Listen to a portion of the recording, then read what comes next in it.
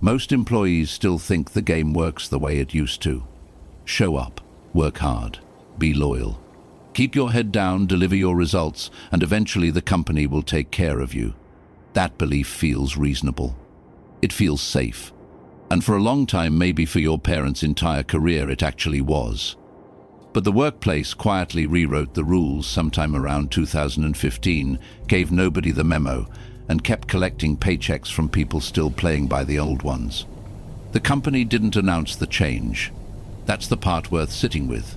There was no all-hands meeting where an executive stood up and said, "Hey, we're no longer rewarding loyalty the way we used to." Nobody put it in the employee handbook.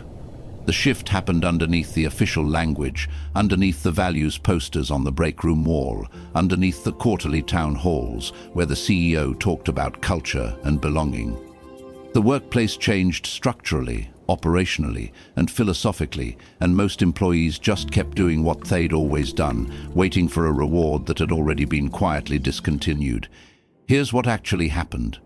Companies got very good at separating effort from outcome.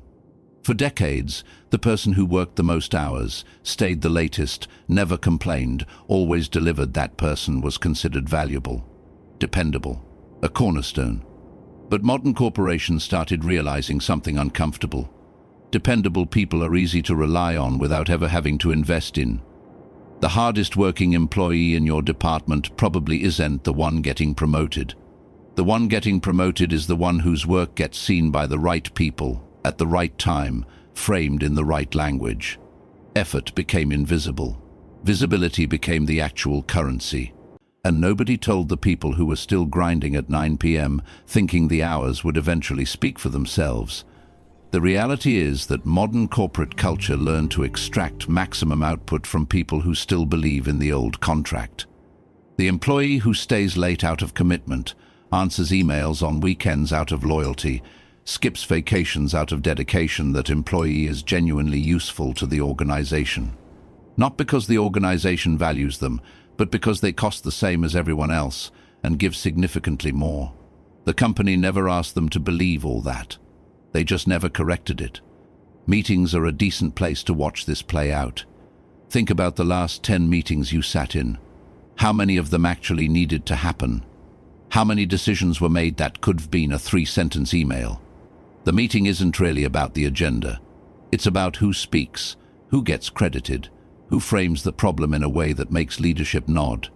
Meetings became performance stages a long time ago, and most people still walk into them thinking the goal is to solve problems. Some people walk in knowing the goal is to be remembered as someone who solves problems. Those two things are not the same thing, and the gap between them is where careers quietly diverge. Burnout is the other one that doesn't get talked about honestly. The official corporate line on burnout is that it's a personal wellness issue, a sign you need better sleep habits, better boundaries, maybe a meditation app. What nobody says out loud is that modern performance culture is specifically designed to make burnout feel like proof of commitment. The person who says "I've been slammed" is communicating dedication. The person who leaves at 5 p.m. looks like they are not serious, even when their output is equal or better. So workers keep pushing, keep absorbing more than their job description ever asked for, because the culture signals that sacrifice is professionalism. Companies didn't manufacture that belief. They just never bothered to dismantle it. What changed with AI is worth being clear about. A lot of employees are watching the automation conversation happen at a comfortable distance, thinking it applies to someone else's industry, someone else's role. The reality is that companies are not just replacing jobs with AI, they're using AI to recalibrate what they expect from the jobs that remain. One person is now being asked to do what 3 people used to do because the tools theoretically allow it. The workload didn't disappear. It compressed. And the employee who absorbs that compression without pushing back gets loaded with more because they proved they could handle it. Being capable became a liability nobody warned them about.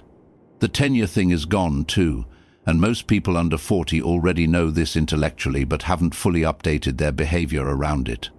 The idea that staying at a company for 8 years builds job security, that's an artifact.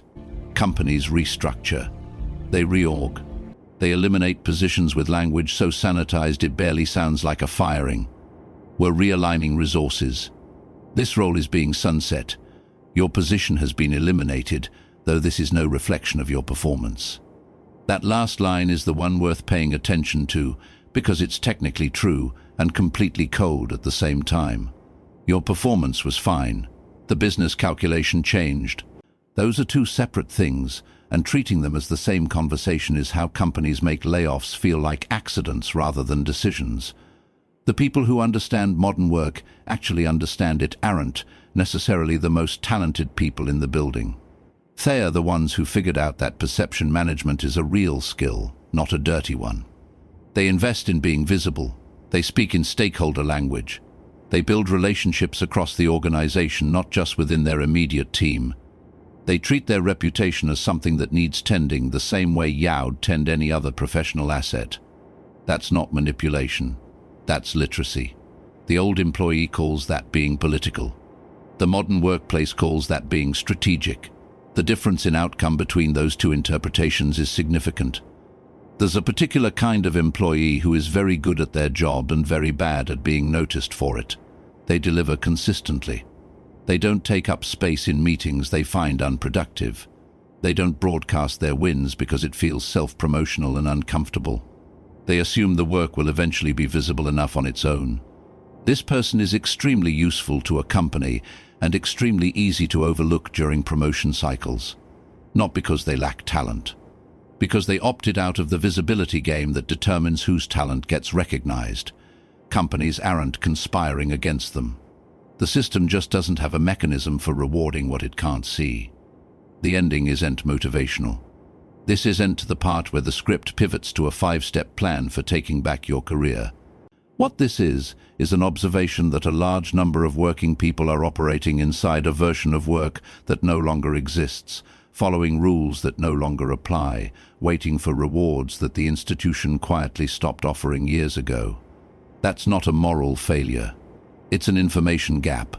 The workplace evolved in ways that were never communicated clearly, because communicating them clearly would have disrupted the dynamic that benefits from employees staying uninformed.